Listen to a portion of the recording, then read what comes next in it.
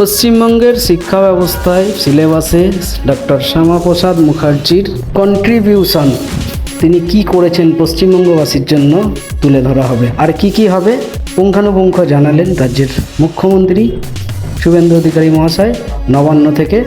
চোখ রাখুন, পুরো খবরটা আমরা তুলে ধরবো আপনাদের সামনে বাংলা খবর ইউটিউব চ্যানেলে। পশ্চিমবঙ্গের স্রষ্টা ভারত কেশরী ডক্টর শ্যামাপ্রসাদ মুখার্জির 125তম জন্ম জয়ন্তীতে ইতিমধ্যে 6 জুলাই পশ্চিমবঙ্গ সরকারের পক্ষ থেকে এবং ভারত সরকারের সংস্কৃতি মন্ত্রকের যৌথ প্রচেষ্টায় আমরা এই বর্ষব্যাপী কর্মসূচির শুভ সূচনা করেছি। আমাদের ইকো পার্কের মূর্তির ভূমি পূজন এবং মিলন মেলা দেওয়ার মধ্য দিয়ে শুধু পশ্চিমবঙ্গে নয়, গোটা ভারতবর্ষব্যাপী এই বর্ষে নানান কর্মসূচি ভারত সরকারের পক্ষ থেকেও নেওয়া হয়েছে, যাকে আমরা স্বাগত জানাই। পশ্চিমবঙ্গে রাজ্য সরকারের পক্ষ থেকে ইতিমধ্যে আপনারা নোটিফিকেশন পেয়েছেন যে 6 জুলাইয়ের আগেই আমরা মুখ্যমন্ত্রীর সভাপতিত্বে একটি সরকারিভাবে কমিটি তৈরি করেছি। সেই কমিটির প্রথম মিটিং আজকে আমাদের সচিবালয়ের সভাগৃহে অনুষ্ঠিত হলো দীর্ঘক্ষণ ধরে। এই কমিটিতে অর্থমন্ত্রী সহ রাজ্য সরকারের একাধিক মন্ত্রী, বিধায়ক, প্রতিনিধিরা আছেন। মুখ্য সচিবের নেতৃত্বে আধিকারিকরা রয়েছেন। ভারত সরকারের একাধিক দপ্তরের আধিকারিকরা রয়েছেন। এছাড়াও ডক্টর শ্যামাপ্রসাদ মুখার্জির স্মৃতি বিজড়িত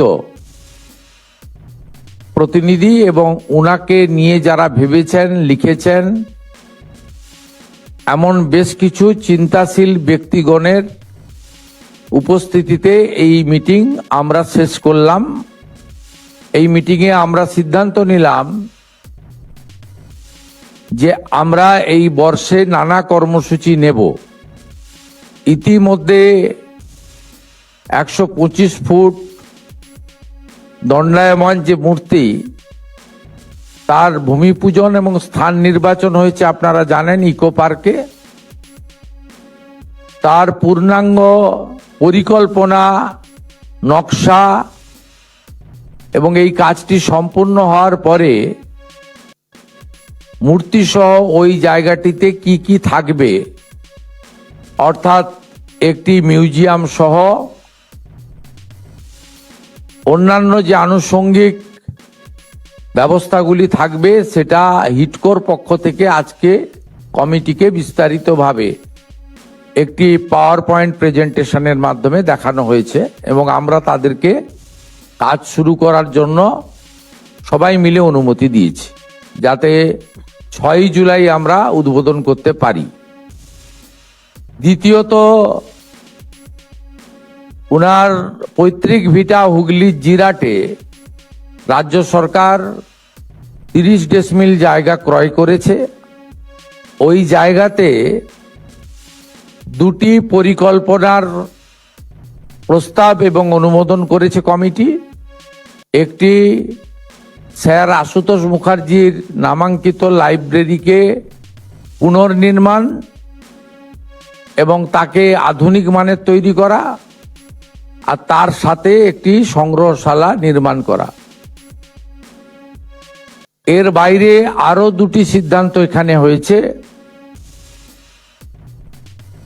স্কুল এডুকেশন ডিপার্টমেন্ট স্কুল থেকে ইউনিভার্সিটি পর্যন্ত সিলেবাসে ডক্টর শ্যামাপ্রসাদ মুখোপাধ্যায়ের দেশ এবং পশ্চিমবঙ্গের জন্য কন্ট্রিবিউশন এবং শিল্প শিক্ষামন্ত্রী হিসেবে স্বাধীন ভারতে তার যে সুদূর প্রসারী উন্নয়নমুখী চিন্তাভাবনা, গঠনমূলক কাজ তুলে ধরার একটা প্রয়াস সিলেবাসের মধ্য দিয়ে বর্তমান প্রজন্ম এবং আগামী প্রজন্মকে জানানোর সিদ্ধান্ত হয়েছে এবং আগামী শিক্ষাবর্ষ থেকেই যাতে আমরা পর্যায়ক্রমে এটা চালু করতে পারি, দ্রুততার সঙ্গে সেটা করার সিদ্ধান্ত হয়েছে। চতুর্থত, বই প্রকাশ করার সিদ্ধান্ত হয়েছে, পুস্তক। তাতে ডক্টর শ্যামাপ্রসাদ মুখার্জি যে প্রতিষ্ঠানের সঙ্গে নিজে যুক্ত ছিলেন, রামকৃষ্ণ মিশনের একটি প্রতিষ্ঠান, সেই প্রতিষ্ঠান ইতিমধ্যে প্রাক্তন রাজ্যপাল সম্মানীয় তথাগত রায় মহোদয়ের প্রচেষ্টায় একটি বই ইতিমধ্যে তারা প্রস্তুতি নিয়েছেন মুদ্রণ করার জন্য। আমরা তাদের অনুরোধ করেছি ওই বইটি কমিটির পক্ষ থেকে আমরা মুদ্রিত করতে চাই, প্রকাশিত করতে চাই তাদের সাথে নিয়ে। এই বিষয়ে তারা কয়েকদিনের মধ্যে আমাদেরকে তাদের মতামত জানাবেন, আমরা তার অপেক্ষায় থাকলাম। এর বাইরেও আমরা এই বর্ষে একটি পূর্ণাঙ্গ পুস্তিকা প্রকাশের জন্য কমিটি তৈরি করার সিদ্ধান্ত নিয়েছি। পশ্চিমবঙ্গ সরকারের মাস এডুকেশন এবং লাইব্রেরি দপ্তরকে এর নোডাল করা হয়েছে। সদস্যদের মধ্য থেকে যারা ইচ্ছুক তারা প্রতিনিধিত্ব করবেন এবং আমরা এই বর্ষে একটি পূর্ণাঙ্গ পুস্তক বাংলা এবং ইংরেজিতে প্রকাশ করার সিদ্ধান্ত নিয়েছি। প্রাথমিকভাবে এই সিদ্ধান্তগুলো হয়েছে এবং আমরা এমনভাবে এই বর্ষকে আমরা কর্মসূচি এবং বেশ কিছু স্থায়ী পরিকল্পনার মধ্য দিয়ে করতে চাই, যাতে স্বাধীনতা আন্দোলনে ডক্টর শ্যামাপ্রসাদ মুখার্জির ভূমিকা, পশ্চিমবঙ্গ সৃষ্টি করার ক্ষেত্রে ডক্টর শ্যামাপ্রসাদ মুখার্জির ভূমিকা, পরবর্তীকালে শিল্প শিক্ষামন্ত্রী হিসেবে তার ভূমিকা এবং কাশ্মীরের ক্ষেত্রে তার যে উল্লেখযোগ্য ভূমিকা, পরবর্তীকালে তার যে আত্মবলিদান এবং কেন আজও তার চিন্তা ভাবনা প্রাসঙ্গিক, নতুন প্রজন্মের কাছে দেশপ্রেম, জাতীয়তাবাদ, রাষ্ট্র সর্বোপরি, এক ভারত শ্রেষ্ঠ ভারত এবং 2047 মাননীয় প্রধানমন্ত্রীর নেতৃত্বে বিকশিত ভারতে ডক্টর শ্যামাপ্রসাদ মুখার্জির ভাবনার প্রকাশ ঘটুক, এটাই আমাদের এই বর্ষের মূল চিন্তা ভাবনার মধ্যে, লক্ষ্য উদ্দেশ্যের মধ্যে থাকবে। এই সিদ্ধান্ত আজকে আমরা নিয়েছি। পরবর্তী আবার আমরা বসবো। অনেক বয়স্ক সদস্য এখানে আছেন, তারা যদি প্রতি মাসের মিটিংয়ে না আসতে পারেন, ভার্চুয়ালি যুক্ত করারও তাদের ব্যবস্থা করা হবে। এবং আমাদের তথ্য সংস্কৃতি দপ্তর রাজ্যের ক্ষেত্রে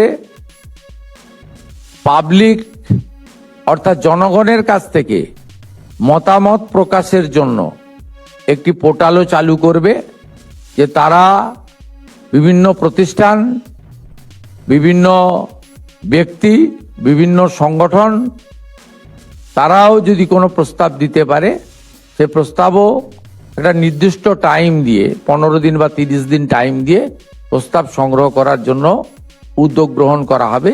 এই বিষয়গুলি আমরা জানালাম আপনাদের মাধ্যমে পশ্চিমবঙ্গবাসীকে। ধন্যবাদ।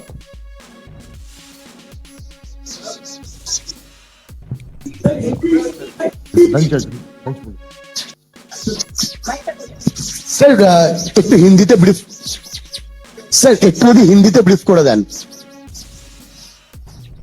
देखिए, डॉक्टर श्यामा प्रसाद मुखर्जी का 125th जो बर्थ एनिवर्सरी है, उसके ऊपर स्टेट लेवल में एक हाईपेयर कमेटी हुआ है, जिसका चेयरमैन हुआ है by virtue of my post chief minister of West Bengal और member secretary chief secretary government of West Bengal. आज का पहला मीटिंग हुआ है इसमें हम लोग 4 बिंदु के ऊपर आज डिस्कशन किया है। एक, उनका 125 फीट ऊंचा भव्य मूर्ति बनाना चाहिए, वो तुरंत चालू होगा काम।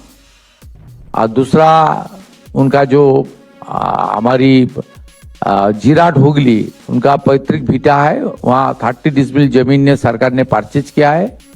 उसके ऊपर एक अच्छा लाइब्रेरी और एक संग्रहशाला बनाने का काम सरकार करेगी, कमेटी करेगी सरकार के साथ जो लेकर। और उनका साथ साथ हम लोग एक पुस्तक उसका भी रिलीज इस साल करने का हम लोग प्लान हुआ है, आज डिसीजन हुआ है। और स्कूल से लेकर यूनिवर्सिटी तक सिलेबस में डॉक्टर श्यामा प्रसाद मुखर्जी का जो राष्ट्रवाद और देश के ऊपर उनका जो कंट्रीब्यूशन, उनके ऊपर हमारी स्टूडेंट, यंग जनरेशन और आने वाला पीढ़ी को जानकारी, सही जानकारी देने के लिए सिलेबस के अंदर इसको लाने के लिए एजुकेशन डिपार्टमेंट को कुछ सजेशन हम लोग देगा, उसके ऊपर भी डिस्कशन हुआ है।